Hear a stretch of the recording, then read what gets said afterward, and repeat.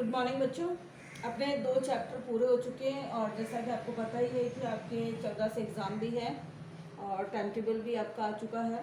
तो एक बार अपन रिवीजन देख लेते हैं। जो भी आपके बेसिक फैक्ट्स हैं, एक्सरसाइज तो आपको पास में पहुंच ही चुकी है वीडियोस में, हर एक क्वेश्चन पर्टिकुलर। लेकिन अब क्या है कि अपन उसका बेसिक कंसेप्ट जान लेते हैं कि उसमें क्या चीज़ों पे ज़्यादा ध्यान देने की ज़रूरत है। जैसे तो ये देखो है आपकी एक्सरसाइज 1.1 में है योज्य प्रतिलोम के बारे में कि योज्य प्रतिलोम क्या होता है। ठीक है, क्या जानना है हमें? पहले योज्य प्रतिलोम, ये आपकी एक्सरसाइज 1.1 के है आप रिवीजन में। तो देखिए योज्य प्रतिलोम का मतलब है उसमें चिन्ह बदलना। जैसे 2/8 है, अब 2/8 में यहाँ भी प्लस है, आगे चिन्ह नहीं लगता तो प्लस मानते हैं, और इसमें भी आगे चिन्ह नहीं लग रहा है यानी प्लस है।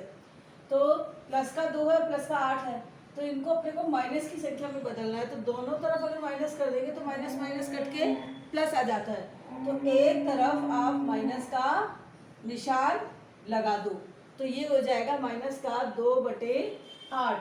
ये हो गया योज्य प्रतिलोम। संख्या उल्टी नहीं करनी है, केवल अगर दोनों तरफ प्लस है तो एक माइनस लगा दो, और अगर दोनों तरफ माइनस है तो एक माइनस हटा दो।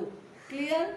ठीक है, बस यही चीज आपको ध्यान देनी है। और अगर एक माइनस है तो उस माइनस को पूरे को ही हटा दो। क्या ध्यान रखोगे?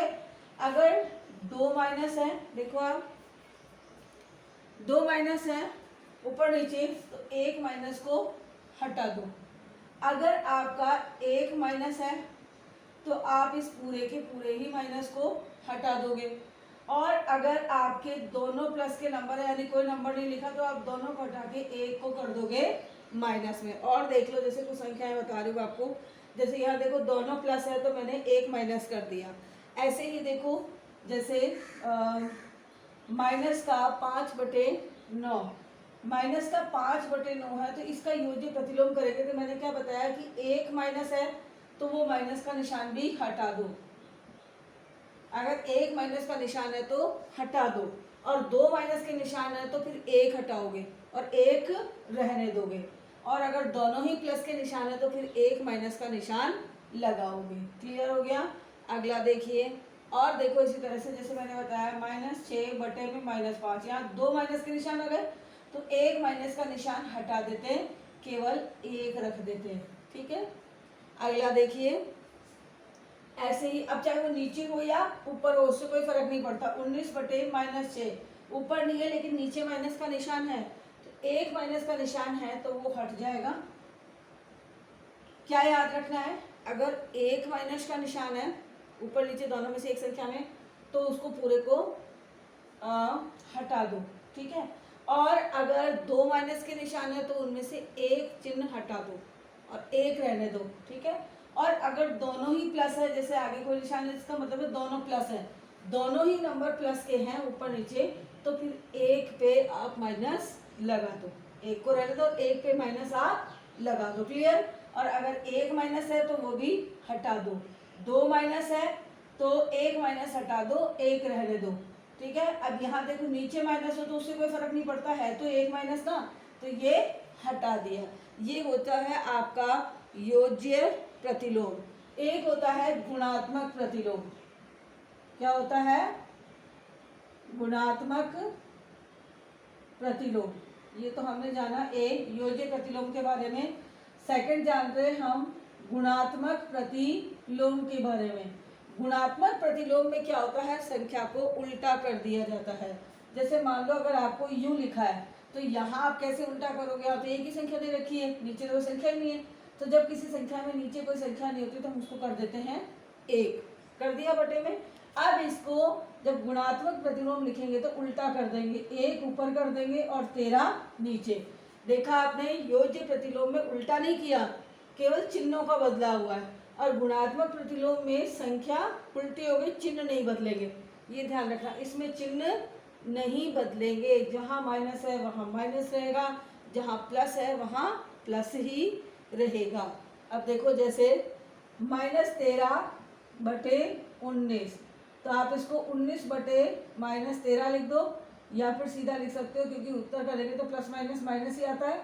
-19/13 भी रख सकते हो, या आप यू भी कर सकते हो, क्योंकि दोनों तरह से आंसर एक ही है, क्योंकि एक माइनस है और हमने माइनस को हटाया नहीं है।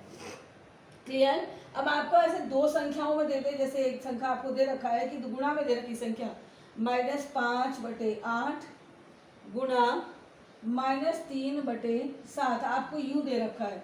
तब आपको क्या करना है, योज्य गुणात्मक प्रतिलोम, आपको पता है कि गुणात्मक प्रतिलोम यानी इनको दोनों को बदलना है, क्योंकि इसने ये नहीं बोला है गुणा करना है, इसने केवल ये बोला है कि गुणात्मक प्रतिलोम ज्ञात करो। तो गुणात्मक प्रतिलोम यानी उनको उल्टा कर दो। एक हो जाएगा 8/-5 गुणा 7/-3, या तो आप यूँ लिख दो, या माइनस का निशान आप बीच में भी इधर भी लगा सकते हो, क्योंकि प्लस माइनस माइनस ही रहेगा। हो गया, तो ये हो गया आपका गुणात्मक प्रतिलोम। अब जैसे मान लो -1 दे रखा, तो हम इसको लिख ही नहीं सकते उल्टा, तो नीचे लगा दिया हमने 1। अब हम इसको यूँ लिख सकते 1/-1, या फिर लिख सकते -1/1, क्योंकि एक माइनस है और एक माइनस का चिन्ह हमने लगा रखा है। तो पता चला आपका योज्य प्रतिलोम में चिन्ह बदलते हैं, गुणात्मक प्रतिलोम में संख्या उल्टी होती है, चिन्ह नहीं बदलते। अब है अगला, यहाँ बोलता है जैसे कि एक क्वेश्चन है 6/13 को -7/16, बोल रहा है कि 6/13 को -7/16 के व्युत्क्रम से गुणा, मान लो इस तरह से क्वेश्चन हो, व्युत्क्रम से गुणा करो। अब अपने इसको व्युत्क्रम से गुणा करना, तो किसके व्युत्क्रम को, इसके व्युत्क्रम, यहाँ ये बोला 7/16 के व्युत्क्रम से, तो आप कैसे करेंगे, 6/13 गुणा बोला है तो गुणा का निशान लगाएंगे, और यहाँ ये संख्या आपको दे रखी है तो उल्टी हो जाएगी, 16 ऊपर आ जाएगी और -7 नीचे। एक सेकेंड, हाँ, तो देखिए आप ये संख्या उल्टी हो गई। अब कटता है तो काट दो, और नहीं कटता है तो सीधा गुणा कर दो। जैसे 16 और 13 नहीं कट रहा, 6 और 7 नहीं कट रहा, 6 के पहाड़े में 13 नहीं आ रहा, 16 के पहाड़े में 7 नहीं आ रहा, तो सीधा गुणा कर दो 16 को 6 से, 6 6 36, 6 कम 6 और 3 9, और नीचे 13 5 65, 13 6 13 7 91 माइनस, आप उसको 96/-91 भी लिख सकते हो, या -96/91। क्लियर। तो ये हो गया आपको व्युत्क्रम से गुणा करना, और मैंने आपको इसमें बता दिया है कि कैसे योज्य प्रतिलोम लिखा जाता है और कैसे गुणात्मक जो है प्रतिलोम लिखा जाता है। इसके अलावा कुछ आपके बेसिक कंसेप्ट है, जैसे रिक्त स्थानों की पूर्ति में भी दे रखा है, जैसे बोलता है एक परिमेय संख्या जिसका कोई व्युत्क्रम नहीं है। तो ऐसी कौन सी संख्या है जिसका कोई व्युत्क्रम नहीं है, वो संख्या है 0। 0 का कोई भी व्युत्क्रम नहीं होता, 0 का कोई व्युत्क्रम नहीं होता, 0 0 ही रहता है। यू लिख लो, 0 का व्युत्क्रम हमेशा क्या रहेगा, 1। क्या रहेगा, 1, चाहे कुछ भी लिखा हो, याद रहेगा आपको। 0 का व्युत्क्रम हमेशा क्या रहता है, 0। एक ऐसा मान लो कि कोई परिमेय संख्या ऐसी है जो अपने व्युत्क्रम के समान है, क्या है, अपने व्युत्क्रम के समान है। तो व्युत्क्रम के समान कौन सी होती है संख्या, व्युत्क्रम के समान संख्या होती है 1, क्योंकि 1 को आप उल्टा करोगे तो भी 1 ही लिखोगे, और आप सीधा का भी उल्टा ही होगा, क्योंकि आप देखो 1/1 लिखे, देखो इधर 1/1 लिखेंगे तो भी उल्टा वही 1/1 होगा, और अगर सिंपल लिखते हो हटा देते हो तो भी 1/1 ही रहता है। ऐसे ही -1, तो 1 तो 1 और 1 -1, ये ऐसी संख्याएं हैं जो अपनी व्युत्क्रम के समान ही रहती हैं। ठीक है। अगला है परिमेय संख्या जो अपने ऋणात्मक के समान है। ऐसी कौन सी परिमेय संख्या है जो अपने ऋणात्मक के समान है, तो कौन सी है, 0। अगला देखो, रिक्त स्थानों की पूर्ति करो। मैं रिक्त स्थान देखो, 0 का कोई व्युत्क्रम हो सकता है क्या, तो आपको क्या लिखा, सॉरी यहाँ 1 नहीं, 0 का व्युत्क्रम हमेशा 0 ही रहता है, ये मैंने ध्यान नहीं दिया। 0 का व्युत्क्रम क्या होता है, 0, तो इसका कोई व्युत्क्रम बना क्या, नहीं बनाना, क्योंकि सेम ही है तो उल्टा बना ही नहीं। तो 0 का व्युत्क्रम यानी 0 का व्युत्क्रम हमेशा 0 ही रहता है। अगला है संख्या है स्वयं के व्युत्क्रम, 1 और -1 आपको पता है इसका कोई व्युत्क्रम नहीं, ये खुद संख्या है, खुद ही व्युत्क्रम है। अगला, अब और मैंने आपको व्युत्क्रम बता ही रखा है, उल्टा कर देने का, ठीक है। और किसी धनात्मक परिमेय संख्या का व्युत्क्रम, आप यह देखना, व्युत्क्रम बोल रहा है तो धनात्मक का व्युत्क्रम धनात्मक रहेगा और ऋणात्मक का व्युत्क्रम ऋणात्मक ही रहेगा। बदलेगा क्या? धनात्मक का धनात्मक और ऋणात्मक का ऋणात्मक। क्यों? क्योंकि चिन्ह हम नहीं बदल रहे। 19/13 माइनस का है तो माइनस का चिन्ह है, हमने चिन्ह गायब नहीं किए हैं। तो यानी व्युत्क्रम में जो अगर धनात्मक संख्या परिमेय संख्या है तो धनात्मक ही व्युत्क्रम रहेगा, और अगर ऋणात्मक व्युत्क्रम है तो व्युत्क्रम कैसा रहेगा?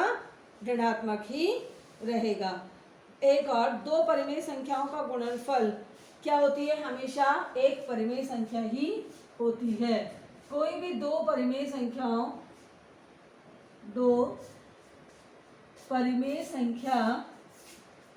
का गुणनफल